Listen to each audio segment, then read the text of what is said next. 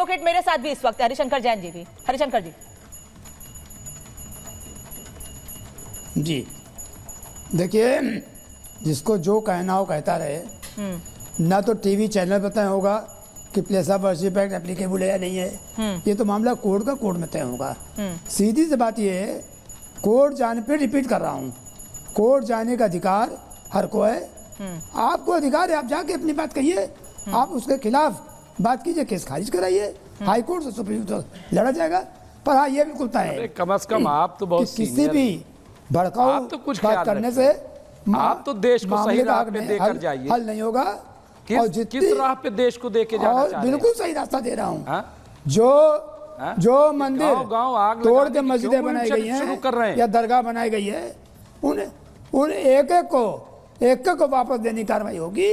देखिए, अरे वो कोई आग नहीं लगा रहे पीस हैं। आप लोग अजमेरी हमारी जगह पर कब्जा करके बैठ गए हैं। और जब जो आदमी इलीगल कब्जा ले लेता है तो हमेशा जो कब्जा लेने आता है उसको कहते हैं गलत है। हम तो अपना अधिकार लेने आए हैं। हमारा मंदिर था, आपने तोड़ दिया, सैकड़ों मंदिर तोड़ दिए गए बनारस में, आपके जबान से एक लफ्ज नहीं निकला। हाँ? मोदी सरकार ने सैकड़ों मंदिर तोड़ दिए वहां बनारस में, आप नहीं पूछ सकते डेवलपमेंट के नाम पे। आपने कौन मस्जिद तोड़ा? नहीं, आप बताइए, एक लफ्ज बोले आप। नहीं करेंगे। नहीं, बनारस में आप पूरे हिंदुस्तान में सुनने दीजिए, आप ये बतलाइए, आप ये बतलाइए, किसी मस्जिद को तोड़कर एक केस बता दीजिए जहाँ किसी हिंदू ने मंदिर बनाया हो। अगर मस्जिद कभी बता दीजिए, एक एग्जाम्पल दे दीजिए। नहीं, मस्जिद कभी बता दीजिए कि कौन सी मस्जिद बनी है। अगर आपको नहीं, कौन सी मस्जिद बनी हमें बताइए आप।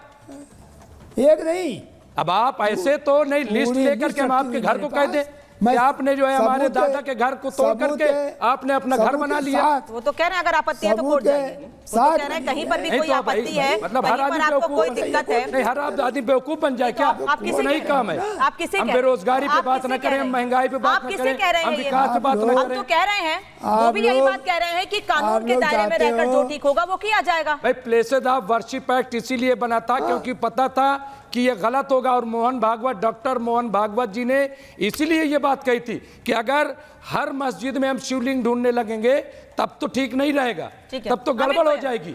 लेकिन ये बुजुर्ग हैं, बहुत हमारे सम्मानीय। अमित गोयल, अमित जी क्या कर रहे हैं देश में? अमित जी, विनोद जी भी कुछ कहना चाह रहे हैं। अमित गोयल, मैं एक बात कहना चाहता हूं इसमें कि देखिए, हमारे मित्र ने अभी सुप्रीम कोर्ट का हवाला दिया कि सुप्रीम कोर्ट ने ये गलती की।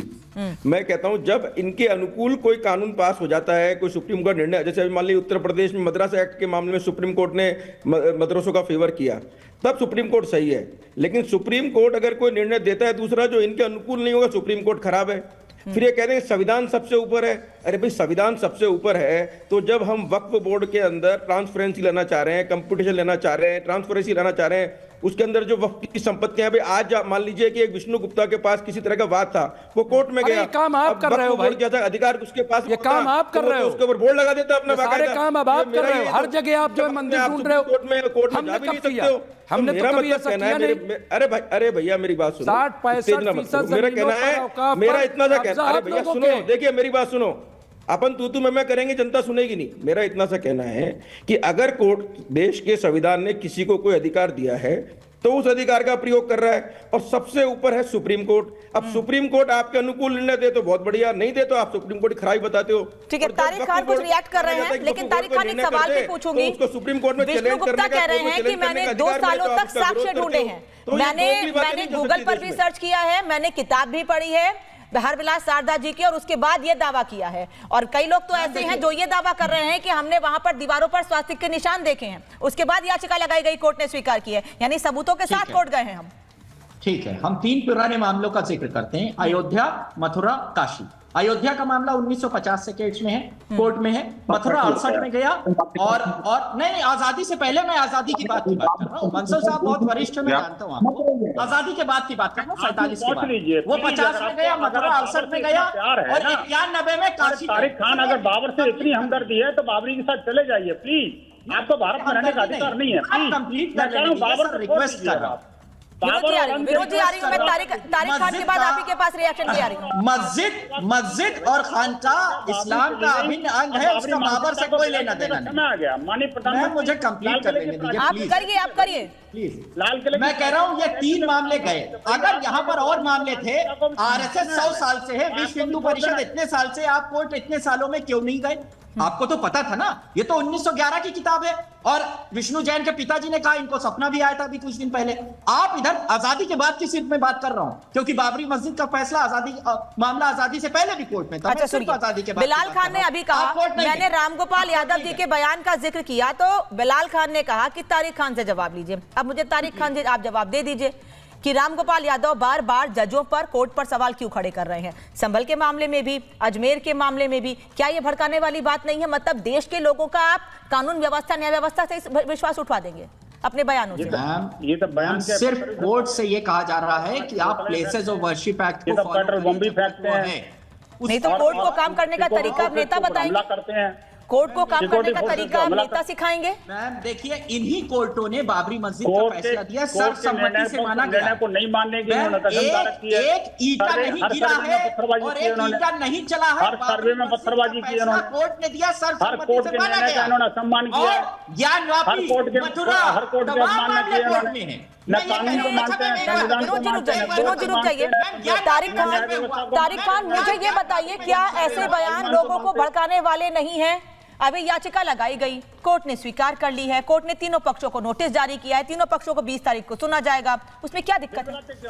और अगर आपत्ति है तो कोर्ट को जाकर कहिए।